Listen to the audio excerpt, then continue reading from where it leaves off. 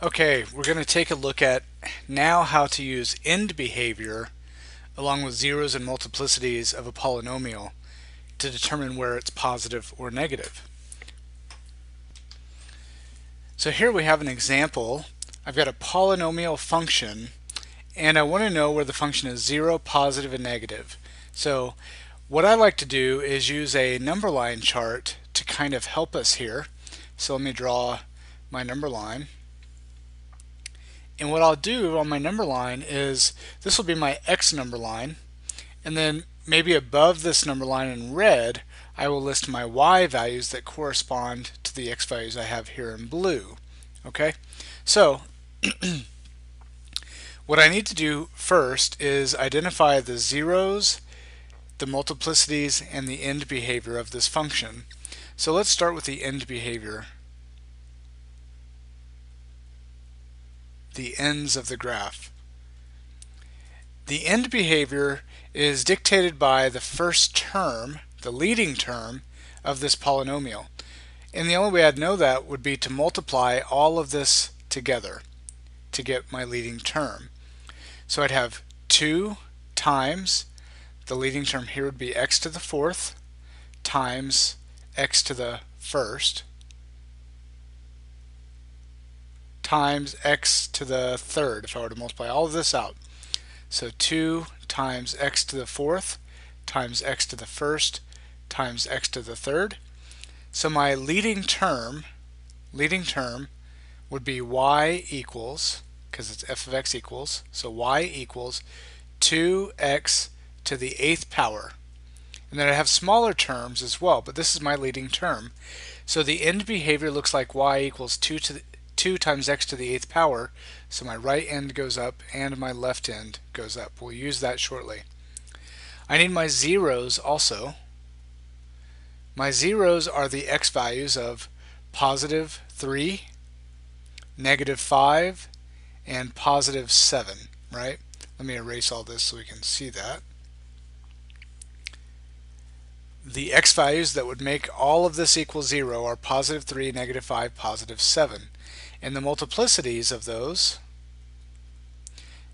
positive 3 has a multiplicity of 4, negative 5 has a multiplicity of 1, and 7 has a multiplicity of 3. Now I've got everything I need here to fill in my number line chart. So I'm going to go ahead and cut my x number line at the zeros, x equals 3, negative 5, and 7. So let's see, negative 5 is first, then 3, and then 7. Okay, so those are my zeros. Now below those I'll go ahead and list each multiplicity. The multiplicity of negative 5 is 1, the multiplicity of 3 is 4, and the multiplicity of 7 is 3. So this is odd multiplicity, even multiplicity, and odd multiplicity. Now, what are the y values at each of these x values? So remember, f of x is y. So if I were to plug in negative 5 for x, this factor would be negative 5 plus 5, which is 0. And this is multiplied by the other factors, and when I multiply anything by 0, I get 0.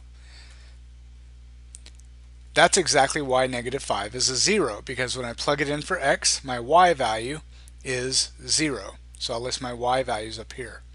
You know, in fact, let me change this color from red. I'll reserve red exclusively for my y values, okay? Let's make them green. And then similarly, if x is 3, my y value is 0, or if x is 7, my y value is 0. Now I need my y values between each of these zeros. And my multiplicities are going to come in to help me here in a moment. But first, I have my end behavior.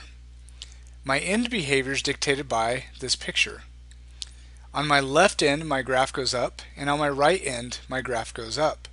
So in other words, on the left end of my number line, the very left side of my number line, my y values go up, so they are positive. So that's because of the left end. And on my very right end of my number line, my y values are also positive. And now I haven't plugged in a single number. I know that the ends of my graph are positive.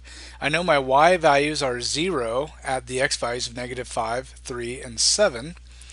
And now my multiplicities can help me find my other signs. Since here my multiplicity is 1 on my x plus 5,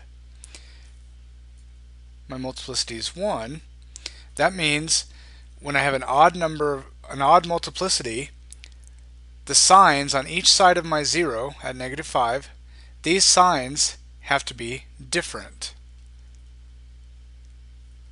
because my multiplicity is odd. So that means this sign has to be a negative. Now at 3 my multiplicity is even. That means on either side my signs have to be the same. So this will be a minus to match the minus on the other side of my 0 of 3.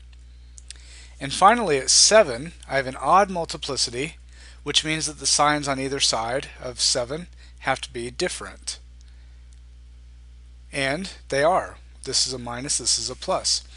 If you ever go through this and your signs don't match up, then you have a mistake somewhere with your end behaviors, with your zeros, or with your multiplicities.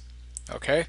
So from -5 to the left, my y values are positive. Between -5 and 3, my y values are negative. Between 3 and 7, my y values are also negative. And from 7 to the right, my y values are positive. And at -5, 3, and 7, my y values are 0. Okay?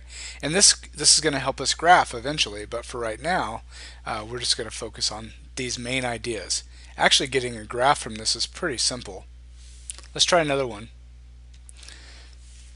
Okay, so this one won't be too hard. I just want to make sure to give you one more example so you can see it one more time. The zeros here are 0 and +1. Those are the x values that I'd plug in to make this 0. So my zeros are the x values of 0 and +1. The multiplicities of those are 3 and 6. My end behavior is dictated by the first term if I were to multiply all this out. So I'd get -3 times x to the third times my first term here would be x to the 6th. So my leading term is y equals -3x to the 9th. X to the 9th goes down on the left and up on the right, but it's being multiplied by a negative here, so it's going to flip it over and go up on the left and down on the right. Those are going to help me with the ends of my number line chart. So I'm going to cut my number line at the x values of 0 and 1. I'll go ahead and write my multiplicities of each of these. Multiplicity 3 and multiplicity 6. This has an odd multiplicity, this has an even multiplicity. I know that my y values at my zeros will be 0. If I plug in 0 or 1 for x into this function, y will be 0. And I know my end behaviors, my left end goes up, so that means the left end of my number line chart, my y values are positive, because y values are positive here. And on the right end, my graph goes down, so my y values are negative. Okay? And finally, I can use my multiplicities to get this middle sign. And I know that, for example, because this multiplicity is even, the two signs on either side have to be the same. So since this is a minus, this also has to be a minus. And then I can check it here. Since this multiplicity is odd, the two signs have to be different. And they are in fact different, so that's a good sign. So here's my number line chart to show where the function is 0, positive, and negative.